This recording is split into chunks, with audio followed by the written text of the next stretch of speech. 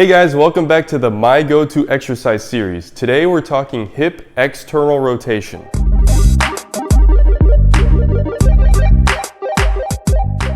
Hip external rotation, what is it and why is it important? External rotation of the hip is this rotation. It's very important in all types of activities. You rotate way more than you think in your daily life, but especially with exercise. You need some hip rotation, otherwise those hips can ache, you can get knee pain or back pain from it.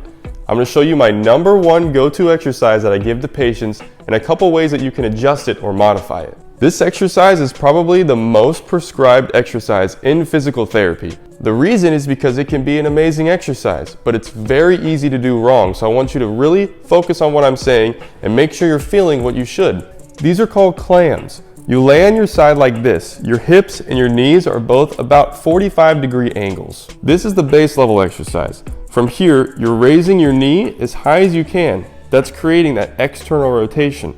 You're coming down. A couple of things that people commonly do wrong is this.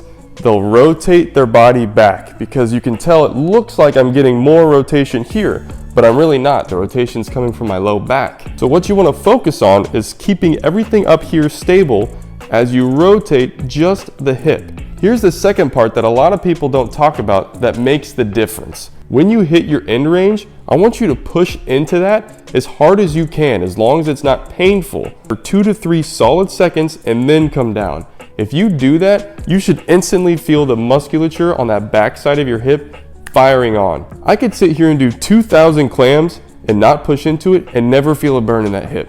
But if I do 10 reps where I'm really pushing into it, that thing is already fired up and I've done 3 of them. Now, if that still feels too easy for you, there's a couple ways you could progress it. You could place a band right above your knees on your lower thighs and then do that same thing. This is just adding resistance.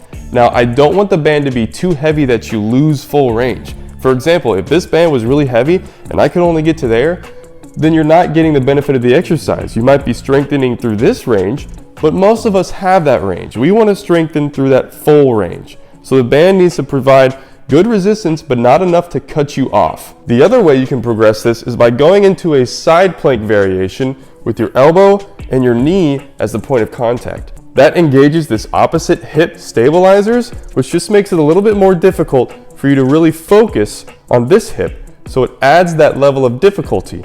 But from here, this also makes it very hard to roll back, because if you start to roll back, you're going to fall out of that plank. So from here, you'd rotate up, push into it for a few seconds, and come down. Okay, let's talk sequencing. The way I deal with clams is I make it part of my leg day warm-up, and I do 10 solid reps on each hip in the side plank version. I would really recommend making this part of your leg day warm-up routine. It guarantees that you're going to be hitting that external rotation a couple times a week if you lift your legs a couple times a week, and it sets you up to do well on your leg day.